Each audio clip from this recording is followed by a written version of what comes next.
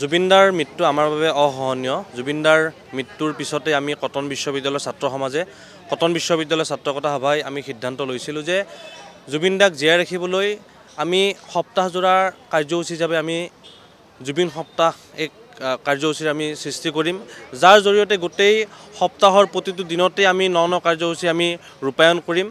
আজি প্ৰথম দিনৰ কাৰ্যসূচী স্বৰূপে আমি ইয়াতে কলাগুৰু বিষ্ণুপ্ৰসাদ ৰাভা প্ৰেক্ষাগৃহত জুবিনদাক শ্ৰদ্ধাৰে সোঁৱৰণ কৰি আমি গছপুলি ৰোপণ কৰিম আৰু তাৰ কাইলৈৰ পৰা আমাৰ পৰৱৰ্তী কাৰ্যসূচীসমূহ আৰম্ভ হ'ব।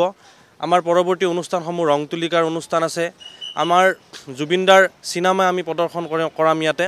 তাৰোপৰি জুবিনদাৰ কৃষ্টি সংস্কৃতি, জুবিনদাৰ চিন্তা, জুবিনদাৰ চেতনাক জীয়াই ৰাখিবলৈ কটন বিশ্ববিদ্যালয়ৰ ছাত্ৰ সমাজে প্ৰতিটো দিনতেই চেষ্টা অহৰহ ৰাখিব আৰু এই সপ্তাহজোৰা কাৰ্যসূচীত আমি সমূহ অসমবাসীৰ আমি শ্ৰদ্ধাৰে সহায় সহযোগিতা আশা কৰিছোঁ।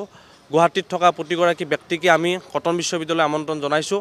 প্ৰতিটো দিনেই জুবিনদাৰ দিন হ'ব, প্ৰতিটো দিনতে আমি জুবিনদাৰ ন কথাক শ্ৰদ্ধাৰে সোঁৱৰিম, জুবিনদাৰ চিন্তা চেতনাক আগুৱাই ল'বলৈ আমি সংকল্পবদ্ধ হ'ম। হয়, নিশ্চয়কৈ জুবিন গাৰ্গ যদিও আমাৰ মাজত কায়িকভাৱে উপস্থিত নাই, কিন্তু তেখেতৰ সৃষ্টিৰাজি, তেখেতৰ আদৰ্শ, তেখেতৰ চিন্তাবোৰ আমাৰ বুকুৱে বুকে সদায় বিয়পি আছে আৰু তেখেতক আমাৰ বুকুৱে বুকে জীয়াই ৰখাৰ এটা একান্ত প্ৰয়াস কটন পৰিয়ালৰ, কটন বিশ্ববিদ্যালয়ৰ ছাত্ৰকতা সভাৰ উদ্যোগত জুবিন সপ্তাহ 2025। আমি বিচাৰিছোঁ জুবিন সপ্তাহ 2025 অসমৰ বুকুৱে বুকে প্ৰতিজন অসমীয়াৰ মাজত জুবিন গাৰ্গক জীয়াই ৰাখক। জুবিনদাই যি ধৰণে বাট দেখুৱাই গৈছিলে, জুবিনদাই যি ধৰণে বিচাৰিছিলে, সেই চিন্তাসমূহ আগত লৈ আমি জুবিনদাৰ এই জন্মদিনৰ সপ্তাহটো জুবিন সপ্তাহ নামেৰে উদযাপন কৰিবলৈ আগবাঢ়িছোঁ। আমাৰ বিভিন্ন কাৰ্যসূচী আছে। আমাৰ জুবিনদাই নাহৰৰ কথা কৈছে, জুবিনদাই গছৰ মাজত থাকি ভাল পাইছিলে, আমি বৃক্ষৰোপণ কাৰ্যসূচী আছে। জুবিনদাৰ ছবি অঁকাৰ কথা কৈছিলে, আমাৰ ছবি অঁকাৰ ৰং তুলিকাৰ কাৰ্যসূচী আছে। জুবিনদাই কৈছিলে যে আমি কিতাপ পঢ়িব লাগে, আমাৰ এদিন ৰিডিং ছেশ্যনৰ উদ্যোগেৰে কিতাপৰ আমাৰ আয়োজন কৰা হৈছে। লগতে আমি ৰক্তদানকে আদি কৰি জুবিনদাৰ চিনেমা প্ৰদৰ্শনৰ আদি কৰি ফুটবললৈকে আমি গোটেইখিনি কাৰ্যসূচী সামৰি এই জুবিন সপ্তাহটো আৰম্ভ কৰিব লৈছোঁ।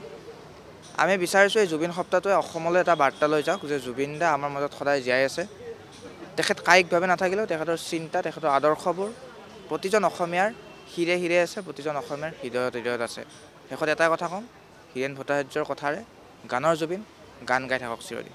ধন্যবাদ।